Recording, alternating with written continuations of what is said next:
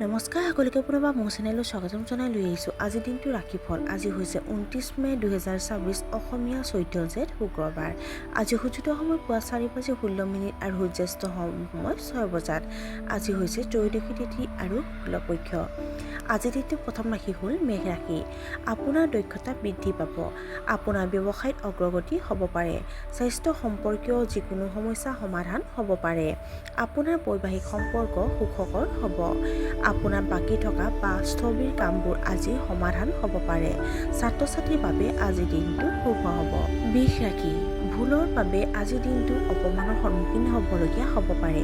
পৰিয়ালৰ ব্যৱসায়ত ল'ৰা ছোৱালীৰ সহায়ো ল'ব পাৰে। আপুনি আপোনাৰ শত্ৰুৰ ওপৰত জয়লাভ কৰিব। আপোনাৰ ঘৰত হঠাৎ আলহী আহিব পাৰে। ছাত্ৰ ছাত্ৰীসকলে চাকৰিৰ সুযোগ লাভ কৰিব পাৰে। মিথুন ৰাশি। প্ৰতিযোগিতামূলক পৰীক্ষাৰ বাবে প্ৰস্তুতি চলোৱা ছাত্ৰ ছাত্ৰীসকলে আজি দিশহাৰা অনুভৱ কৰিব পাৰে। হঠকাৰী মনোভাৱ গ্ৰহণ কৰাৰ বাবে সমালোচনাৰ সন্মুখীন হ'বলগীয়া হ'ব পাৰে। আপোনাৰ পৰিস্থিতিত ঘটি থকা পৰিৱৰ্তনবোৰ মানি ল'বলৈ আপুনি কিছু অসুবিধাৰ সন্মুখীন হ'ব পাৰে। উচ্চ শিক্ষাত সফলতা অপেক্ষা কৰি আছে। দিনটো আপোনাৰ সন্তানৰ বাবে শুভ হ'ব। কৰ্কট ৰাশি। আজি সকলোতকৈ নিজৰ সিদ্ধান্তক সদায় অগ্ৰাধিকাৰ দিয়ক। উচ্চ ৰক্তচাপৰ আক্ৰান্তসকলে মানসিক চাপ লোৱাৰ পৰা বিৰত থাকিব লাগে। মাতৃৰ পৰা পৰামৰ্শ লোৱাটো উপকাৰী বুলি প্ৰমাণিত হ'ব। আপোনাৰ ব্যৱসায়ত উঠা-নমাৰ সন্মুখীন হ'বলগীয়া হ'ব পাৰে।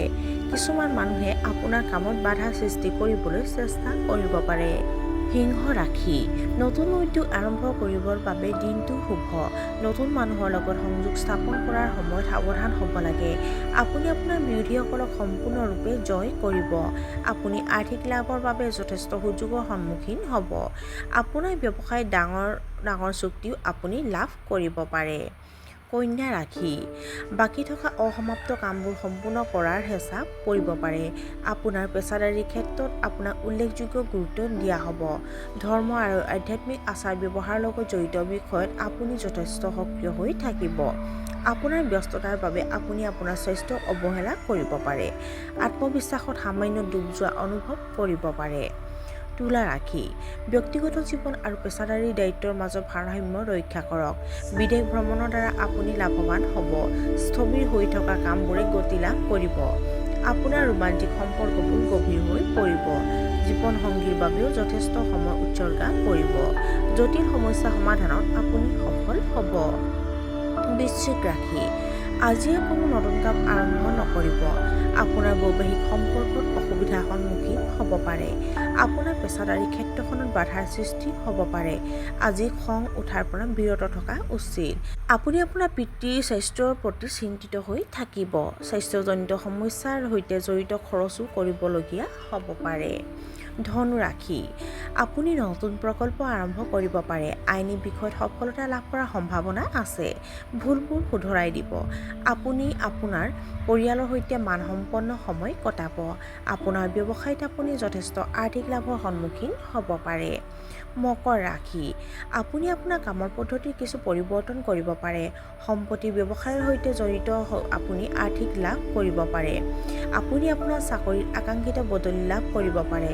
উচ্চ শিক্ষাত আপোনাৰ প্ৰদৰ্শন অসাধাৰণ হ'ব পাৰে বুলি নিৰ্ধাৰণ কৰা হৈছে। যোগ আৰু গুপ্ত অধ্যয়নৰ প্ৰতি আপুনি তীব্ৰ আগ্ৰহ প্ৰকাশ কৰিব। আপোনাৰ বহুদিনৰ পৰা দমন কৰা ইচ্ছাবোৰ প্ৰকাশ পাব পাৰে। কুম্ভ ৰাশি। নতুন উদ্যোগ সম্পৰ্কীয় পৰিকল্পনাই আপোনাৰ মনত গঢ় লৈ উঠিব পাৰে। আপোনাৰ দেউতাৰ স্বাস্থ্যৰ প্ৰতি চিন্তিত হৈ থাকিব। বিতৰ্কিত বিষয়ত তৰ্ক বিতৰ্কত লিপ্ত হোৱাটো এৰাই চলিব লাগে। আপোনাৰ কামৰ প্ৰতি অলপ আগ্ৰহৰ অভাৱ অনুভৱ কৰিব পাৰে। ধৰ্মীয় প্ৰকৃতিৰ মানুহৰ পৰা সন্মান লাভ কৰিব। আপুনি কিছু ব্যৱসায়িক লোকচানৰ সন্মুখীন হ'ব পাৰে। আৰু আজিৰ দিনটো শেষৰ ৰাশিটো হ'ল মীন ৰাশি। আপোনাৰ পৰিয়ালৰ সদস্যসকল আপোনাৰ ওপৰত অসন্তুষ্ট হ'ব পাৰে। অৱশ্যে যুক্তি আৰু সংঘাতৰ পৰা বিৰত থাকিব লাগে। জীৱনসংগীৰ প্ৰতি সন্দেহৰ আশ্ৰয় নিদিব। আপোনাৰ ইচ্ছা অনুসৰি কামবোৰ আগবাঢ়ি নাযায় তেন্তে আপুনি অসুখী বা অসন্তুষ্টি অনুভৱ কৰিব পাৰে। চৰ্দি বা কাহ সহজভাৱে ল'ব নালাগে। গধুৰ বা চহকী খাদ্য খোৱাৰ পৰা বিৰত থাকক।